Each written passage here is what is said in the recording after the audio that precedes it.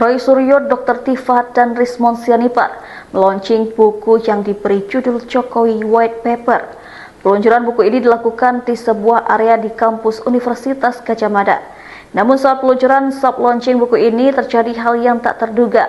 Aliran listrik dan AC di sekitar lokasi secara mendadak mati diduga dimatikan oleh seseorang. Momen itu terjadi ketika masih dalam sesi pembukaan.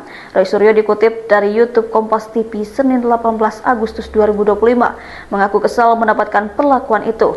Roy menegaskan soal siapa dirinya dan juga Rismon Sianipar dan juga Dr. Tifa. Roy mengaku bahwa UGM ini adalah kampus tempat Roy, Rismon, dan Tifa mengenyam pendidikan.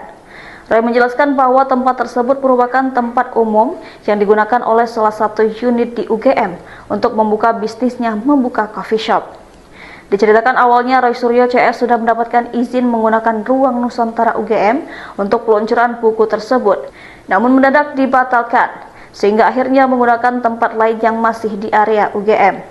Rismon Sianipar menambahkan bahwa pihaknya mendapat isu pelarangan dari polisi atas peluncuran buku tersebut, sehingga pihaknya batal menggunakan ruangan meeting kampus UGM sehingga berpindah ke semacam area kafe kampus.